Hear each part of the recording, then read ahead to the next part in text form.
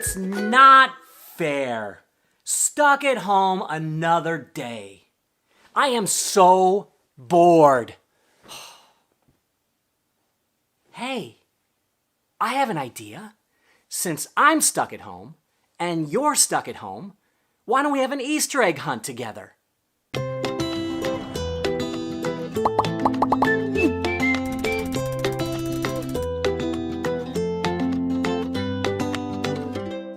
Here's how it's going to work. There are colored Easter eggs hidden at your house. Some of them have treats in them, but some of them have pictures from the Easter story. When you find all of the eggs, open them up with your family. While you're eating some of the treats, see if you can put the pictures in the right order.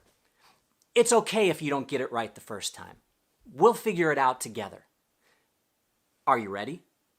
When I count to 3, pause the video. I'll see you again when you're all done. Easter extravaganza in 3, 2, 1, pause.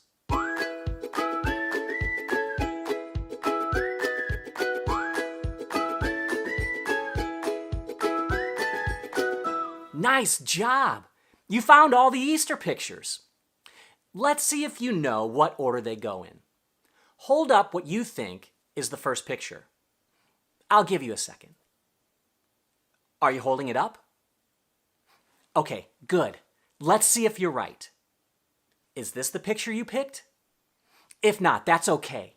Put this picture into square number 1. The Bible tells us that Jesus is the King of everything.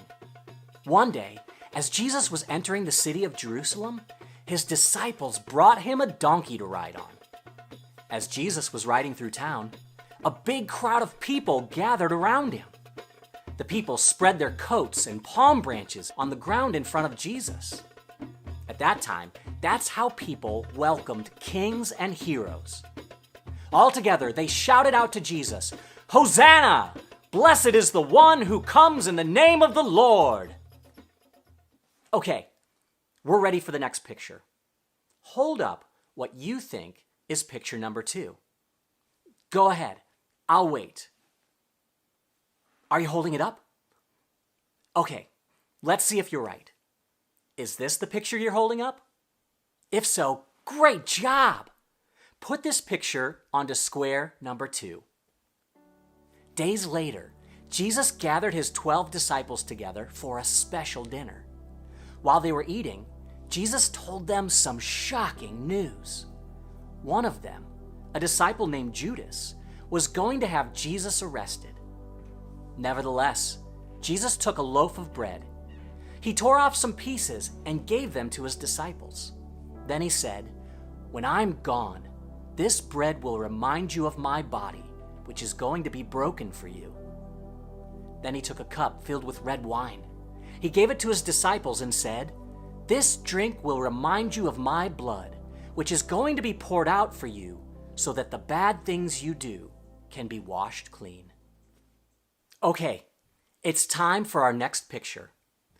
Hold up what you think is picture number 3. Go ahead, hold it up really high. I'll give you another second. Are you ready? Okay, here it is. Is this the picture you're holding up? If not, don't worry about it. Put this picture onto square number 3. After dinner, Jesus took his disciples to a place called the Garden of Gethsemane. In the garden, Jesus started to feel really upset. He knew he was going to die soon, so he prayed to God and said, "Father, if you want, make my pain and sadness go away. But do what you want, not what I want." Moments later, Judas appeared. But he wasn't alone. He brought soldiers with him. And just as Jesus had said, Judas betrayed him. The soldiers grabbed Jesus. They arrested him and they dragged him away to jail. I think it's picture time again. Hold up what you think is picture number 4. There's only 2 pictures left. I know you've got this. Okay, are you ready? Here it is. Is this the picture you're holding up? If so, way to go! Put this picture onto square number 4. The next day, Jesus was taken to court. He was innocent. He hadn't done anything wrong, ever. But the people in the crowd didn't believe Jesus.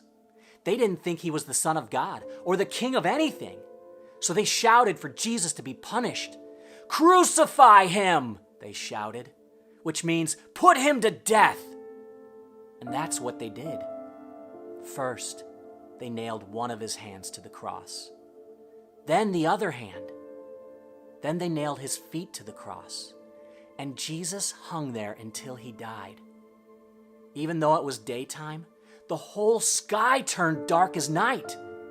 It was as if the earth itself wept for its maker, King Jesus. After Jesus died, one of his friends took him off the cross. He put his body in a tomb and rolled a giant stone in front of the opening.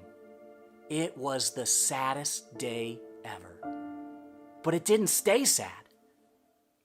Okay, it's time for our last picture. I know you can do this. There's only one picture left. So go ahead and hold up what you think is picture number 5. I'll give you 0 seconds because it's that easy. Is this the picture you're holding up?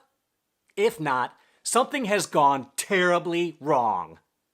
Put this picture onto square number 5.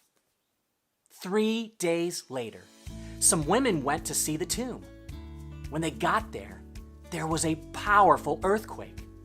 Then an angel of God came down from heaven and rolled back the big stone. He said to the women, "Don't be afraid. I know you're looking for Jesus, but he is not here. He has risen, just as he said he would." The women were so happy. They ran to tell the disciples the good news. But suddenly, while they were running, Jesus appeared to them. It was a miracle. Jesus was alive. Easter is the best day ever. Not because of the candy or the Easter eggs, but because we get to celebrate that Jesus is alive. When Jesus died on the cross, he washed clean all the bad things that we do. But now, he is alive and in heaven. And if you love and follow Jesus, you can live with him forever in heaven too. That is the good news of Easter. You see, being stuck at home isn't so bad. I had so much fun with you.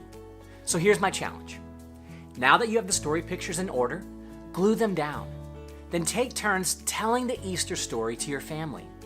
And when you finally get to see your friends again, tell it to them too. Until then, have a happy Easter.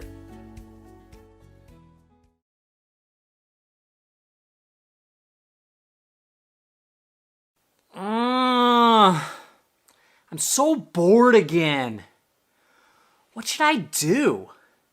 Wee!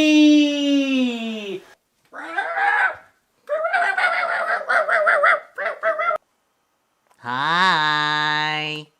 I can't see. I can't see.